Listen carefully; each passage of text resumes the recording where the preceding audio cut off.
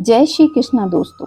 कल के महात्म्य में हमने जाना कि किस तरह है देवकी और वसुदेव जी का विवाह होता है और कंस भविष्यवाणी सुनकर उन दोनों को कैद कर देता है और फिर एक एक करके उनके पुत्रों की हत्या करना प्रारंभ कर देता है। आइए आगे के महात्म्य को आज के इस अध्याय में जानेंगे। और चैनल पे पहली बार आए हैं तो चैनल को सब्सक्राइब करके पास के बेल आइकन को दबाएं। आइए दोस्तों प्रारंभ करते हैं श्रीमद् भागवत का ये पावन महात्म्य।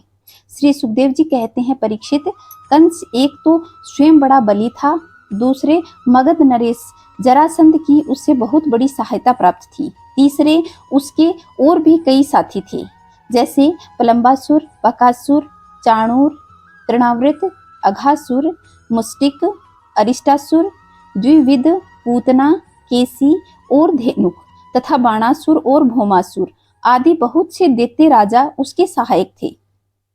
इनको साथ लेकर वह यदुवंशियों को नष्ट करने लगा। वे लोग भयभीत होकर कुरु, पांचाल, केकय, साल्व, विदर्भ, निषद, विदेह और कौशल आदि देशों में जाकर बस गए। कुछ लोग ऊपर ऊपर से उनके मन के अनुसार काम करते हुए उनकी सेवा में लगे रहे।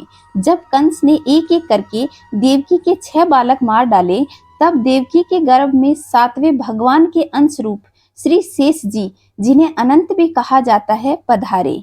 आनंद स्वरूप शेष जी के गर्भ में आने से देवकी को स्वाभाविक ही हर्ष की अनुभूति हुई, परंतु कंस शायद इसे भी मार डाले।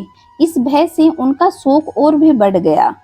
विश्वात्मा भगवान ने देखा कि मुझे ही अपना स्वामी और सर्वस्व मानने वाले कंस के द्वारा बहुत सताए जा रहे हैं। तब उन्होंने अपनी योग माया को आदेश दिया, देवी कल्याणी, तुम ब्रज में जाओ। वह प्रदेश ग्वालों और गौओं से सुशोभित है। वहां नंद बाबा के गोकुल में वसुदेव जी की पत्नी रोहिणी भी निवास करती है। उनकी और भी पत्नियां हैं जो कंस के डर से गुप्त स्थानों में रह रही हैं। इस समय मेरा वह अंश, जिसे शेष जी कहते हैं, देवकी के उदर में गर्भ रूप में स्थित है। उसे वहां से निकालकर तुम रोहिणी के पेट में रख दो। कल्याणी, अब मैं अपने समस्त ज्ञान, बल और अंश के साथ देवकी के पुत्र के रूप में गर्भ में जाऊंगा और तुम नंद बाबा की पत्नी यशोदा के गर्भ में जन्म लेना। तुम लोगों को मुंह मांगे वरदान देने में समर्थ होगी। मनुष्य तुम्हें अपनी समस्त अभिलाषाओं को पूर्ण करने के लिए धूप, दीप, नैवेद्य, अन्य प्रकार की सामग्री तुम्हारी पूजा में अर्पित करेंगे। पृथ्वी के लोग तुम्हारे लिए बहुत से ऐसे स्थान बनवाएंगे जहां तुम दुर्गा, भद्रकाली, विजया, वैष्णवी, कुमुदा, चंडिका, कृष्णा, माधवी, कन्या, माया, नारायणी, ईशानी, शारदा और अंबिका आदि नामों से पुकारी जाओगी। देवकी के गर्भ से खींचे जाने के कारण शेष जी को लोग संसार में संकर्षण कहेंगे। लोक रंजन करने के कारण राम कहेंगे। बलवानों में श्रेष्ठ होने के कारण बलभद्र कहेंगे। जब भगवान ने इस प्रकार आदेश दिया, तब योग माया ने जो आज्ञा ऐसा कहकर उनकी बात शिरोधार्य की और उनकी परिक्रमा करके वे पृथ्वी लोक में चली गई तथा भगवान ने जैसे कहा था वैसा ही किया। जब योग माया ने देवकी का गर्भ ले जाने के कारण रोहिणी के उदर में रख दिया, तब पूर्ववासी बड़े दुख के साथ आपस में कहने लगे, हाय बेचारी देवकी का यह गर्भ तो नष्ट ही हो गया है। भगवान भक्तों को अभय करने वाले हैं। वे सर्वत्र सब रूप में विराजमान हैं। उन्हें कहीं आना जाना नहीं है। इसलिए वे वसुदेव जी के मन में अपनी समस्त कलाओं के साथ प्रकट हो गए। भगवान की ज्योति को धारण करने के कारण वसुदेव जी सूर्य के समान तेजस्वी हो गए।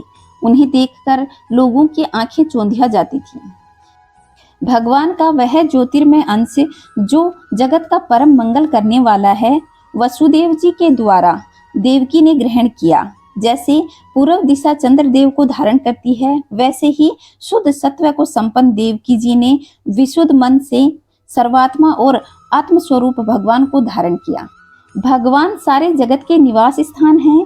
देवकी जी उनका भी निवास स्थान बन गई, परंतु घड़े आदि के भीतर बंद किए हुए दीपक का और अपनी विद्या दूसरों को न देने वाले ज्ञान खल की श्रेष्ठ विद्या का प्रकाश जैसे चारों ओर नहीं फैलता, वैसे ही कंस के कारागार में बंद देवकी की भी उतनी शोभा नहीं हुई।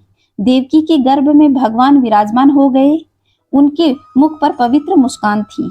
उनके शरीर की कांति से बंदी ग्रह जगमगाने लगा था।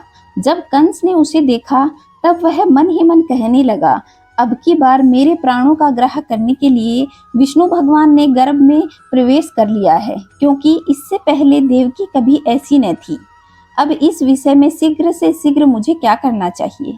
देवकी को मारना तो ठीक नहीं है, क्योंकि वीर पुरुष स्वार्थवश अपने पराक्रम को कलंकित नहीं करते। एक तो वह स्त्री है, दूसरी मेरी बहन है और तीसरा वह गर्भवती है। इसको मारने से तो तत्काल ही मेरी कीर्ति, लक्ष्मी और आयु नष्ट हो जाएगी। वह मनुष्य तो जीवित रहने पर भी मरा हुआ ही होता है, जो अत्यंत क्रूरता का व्यवहार करता है।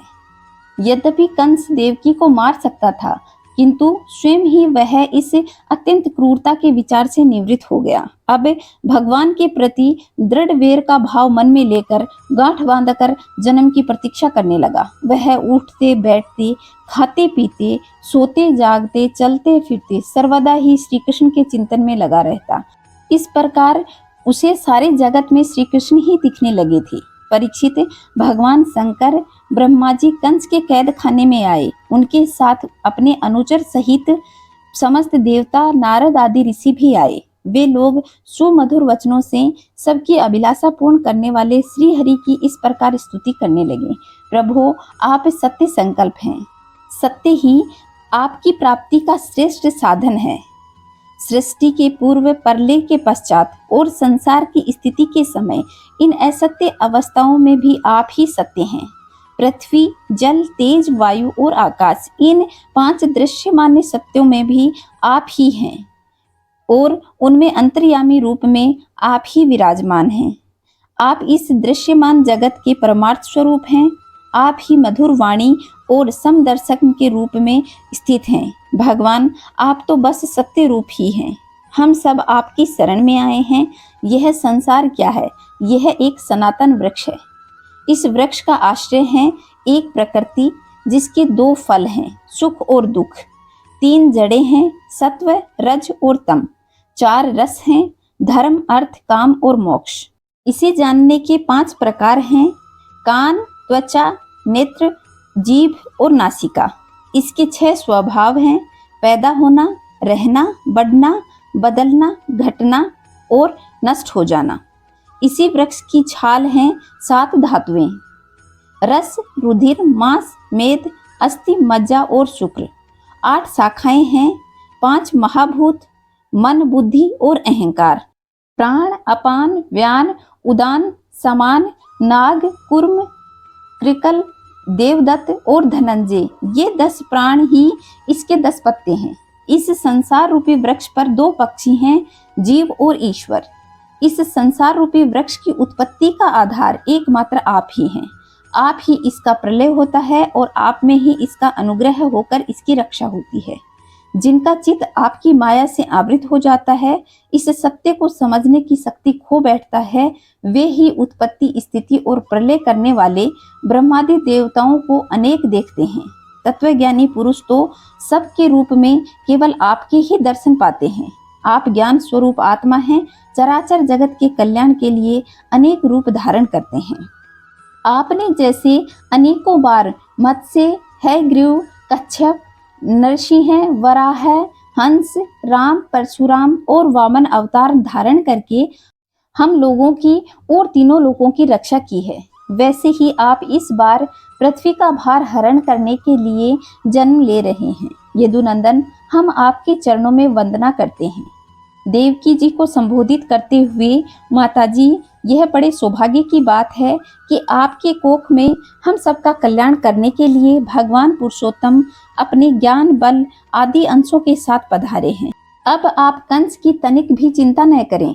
अब तो वह कुछ ही दिनों का मेहमान है। आपका पुत्र यदुवंश की रक्षा करेगा। श्री सुखदेव जी कहते हैं, परीक्षित, ब्रह्मादि देवताओं ने इस प्रकार स्तुति की। भगवान पुरुषोत्तम का स्वरूप कैसा होगा, यह कोई निश्चित नहीं हो पा रहा था। सब अपनी अपनी मति के अनुसार उनका निरूपण कर रहे थे।